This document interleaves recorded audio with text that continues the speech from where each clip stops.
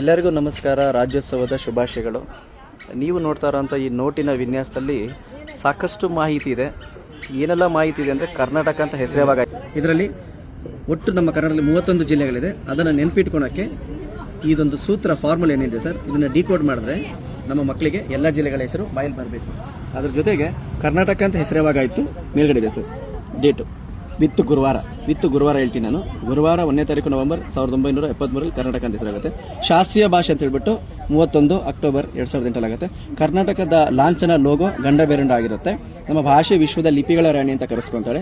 ನಮ್ಮ ಜೀವನದಲ್ಲಿ ನೆನೆಯಬೇಕಾದ ಒಬ್ಬರು ಪ್ರಾತಸ್ಮರಣೀಯ ಯಾರಿದ್ದಾರೆ ಅವರು ನಮ್ಮ ನಾಲ್ವಡಿ ಕೃಷ್ಣರಾಜ ಒಡೆಯರ್. ಅವರ ಕೊಡುಗೆ ತುಂಬಾನೇ ಇದೆ. ಅದ್ರ ಜೊತೆಗೆ ನಮಗೆ ಇನ್ನು ಹಿಂದೆ ನೋಡ್ಬೋದು, ಕರ್ನಾಟಕವನ್ನು ಆಳಿರುವಂಥ ಒಂದಷ್ಟು ರಾಜ ಮನೆತನಗಳು ನಮ್ಮ ಕರ್ನಾಟಕ ಸಾಕಷ್ಟು ಕೊಡುಗೆ ಕೊಟ್ಟಿದ್ದಾರೆ. ಅದರಲ್ಲಿ ಕದಂಬರು, ಗಂಗರು, ಚಾಲುಕ್ಯರು, ರಾಷ್ಟ್ರಕೂಟರು, ಹೊಯ್ಸಳರು, ವಿಜಯನಗರ ಸಾಮ್ರಾಜ್ಯ ಎಲ್ಲರ ಕೊಡುಗೆ ಇದೆ. ಅದ್ರ ಜೊತೆಗೆ ಅತಿ ಹೆಚ್ಚು ಗಂಧದ ಮರ ಇರುವಂತಹ ಏಕೈಕ ರಾಜ್ಯ ಅಂದ್ರೆ ಅದು ನಮ್ಮ ಕರ್ನಾಟಕ, ಅದುವೇ ಗಂಧದ ಗುಡಿ. ಮೊಟ್ಟ ಮೊದಲ ದಸರಾ ಅಂತ ನಾವು ನೋಡ್ತೀವಿ, ಹೌದು. ಆದರೆ ಮೊಟ್ಟ ಮೊದಲ ದಸರಾ ಶುರುವಾಗಿದ್ದು ನಮ್ಮ ಮೈಸೂರಲ್ಲಿ 610 ಕ್ರಿಸ್ತಶಕ 1610 ಶುರುವಾಗುತ್ತೆ. 8 ಜ್ಞಾನಪೀಠ ಪ್ರಶಸ್ತಿ ಬಂದಿದೆ ನಮಗೆ. ಆ 8 ಜ್ಞಾನಪೀಠ ಪ್ರಶಸ್ತಿಗಳನ್ನ ಆರ್ಡರ್ ನೆನ್ಪಿಟ್ಕೊಳಕ್ಕೋಸ್ಕರ ಒಂದಾದ್ಮೇಲೆ ಎರಡು ನೆನ್ಪಿಟ್ಕೊಳಕ್ಕೋಸ್ಕರ ಇದೊಂದು ಫಾರ್ಮುಲಾ ಇದೆ, ಸೂತ್ರ. ಆ ಸೂತ್ರ ಹೇಳುತ್ತೆ ಕೂದ ಶೀಮಾ ವಿಯುಗಿಚಂ. ಕು ಅಂದ್ರೆ ಕುವೆಂಪು, ದಾರ ಅಂದ್ರೆ ದಾರಾಬೇಂದ್ರೆ, ಶಿ ಅಂದ್ರೆ ಶಿವರಾಮ್ ಕಾರಂತ್, ಮಾ ಅಂದ್ರೆ ಮಾಸ್ತಿ, ವಿ ವಿಕ್ರು ಗೋಕಾಕ್, ಯು ಆರ್ ಅನ್ಮೂರ್ತಿ, ಗಿ ಗಿರೀಶ್ ಕರಡ್, ಚ ಚಂದ್ರಶೇಖರ್ ಕಂಪ.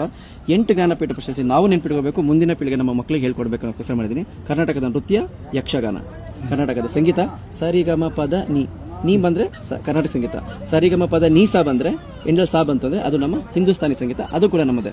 ಇಷ್ಟು ಮಾಹಿತಿ ನಾವು ಕನ್ನಡಿಗರಾಗಿ ಮುಂದಿನ ಪೀಳಿಗೆಗೆ ಗರ್ವದಿಂದ ಹೇಳ್ಕೊಬೇಕು, ನಾನೊಬ್ಬ ಕನ್ನಡಿಗ ಅಂತ.